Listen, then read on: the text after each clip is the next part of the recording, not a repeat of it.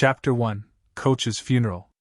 It was the kind of bright Los Angeles morning that didn't know it was supposed to feel sad.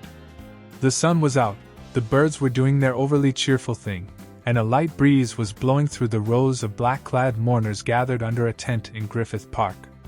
It almost felt wrong that the sky wasn't overcast, like even the weather was refusing to believe that Coach was gone. Jessica Day stood near the front, clutching a program printed with a photo of Coach grinning mid-high five. Her eyes were already red, and she dabbed at them with a handkerchief patterned with tiny cartoon foxes. Nick stood beside her, his tie slightly crooked, his posture halfway between solemn and hungover.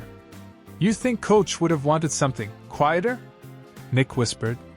Jess sniffed. "Coach loved a crowd. He once threw himself a birthday party at a Soul Cycle class. This is basically his dream, everyone's sweating and sad." Nick nodded, rubbing his neck. "Yeah. He would have made us all run laps after this." Behind them, Winston was wearing oversized sunglasses and a black suit that didn't quite fit right. His tie was paisley, because of course it was. Schmidt and Cece arrived last, Cece in a sleek black dress, Schmidt in a suit that probably cost more than the casket. Schmidt exhaled shakily as he took his place beside them. "Can we all just acknowledge that funerals are terrible for my complexion? My under-eye situation is giving full raccoon." "Babe," Cece whispered, squeezing his hand. "Not now."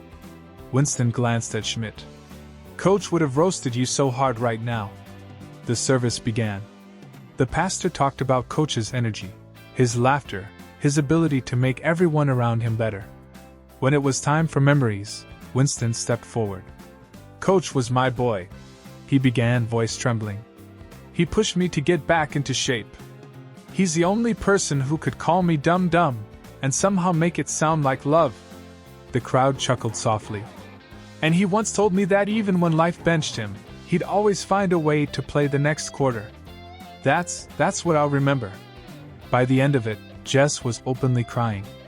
Schmidt's jaw was tight, Cece wiped a tear, and Nick looked like he was trying very hard not to show emotion but was failing spectacularly.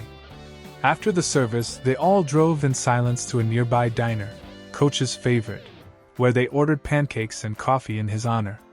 The waitress recognized them from the old days. "You all back together? Like the Loft days?" Jess smiled sadly. "Just for today." Later, they returned to the Loft. It looked smaller now, or maybe they had all just gotten older. The walls were still that familiar shade of blue, the air still faintly smelled like old wood and nostalgia. Jess ran her hand along the counter. "I can't believe it's been years since we all lived here," she said softly. Nick shrugged. "Feels the same. Smells the same. Kinda looks the same, except that the Friday fridge somehow has more mold than personality." Schmidt frowned. "That is my fridge, Nicholas. It contains artisanal kefir cultures." Winston grinned. "That's just old milk, man." They laughed, and for a moment, the grief softened. Cece leaned against the counter, smiling at them all. "You guys realize Coach would have loved this? All of us back together, arguing about dairy." "Yeah," Jess said quietly. "He would have." As the laughter faded, they heard something, an odd metallic clang, from below the loft. Jess blinked. Did the building always make that noise? Nick frowned. "You mean the spooky basement noise?" "Yeah, that's just Carl, the janitor. He's probably wrestling a raccoon or something." Winston's eyes lit up. "Oh, Carl. I remember that dude. Always talked about weird stuff. Time travel, lizard people, parallel universes." Schmidt raised a brow. "He also once offered me a vintage protein shake from 2003. I declined." Curiosity got the better of them. One by one, they descended the creaky stairs into the basement. It smelled like dust, metal, and questionable cleaning supplies. In the corner, half hidden under a tarp, was a massive contraption, wires, blinking lights, and what looked suspiciously like a repurposed washing machine door. Jess gasped. "Is that?" Winston crouched down, squinting at the dials. "No way. It's labeled temporal adjustment device. Nick tilted his head. So, a time machine? Schmidt crossed his arms. Or a very over-engineered humidifier. Jess looked at the others, her eyes wide with a mix of wonder and disbelief. Guys, what if it's real? Cece rolled her eyes. Jess, we just came from a funeral. Maybe don't jump straight to science fiction. But Jess was already stepping closer.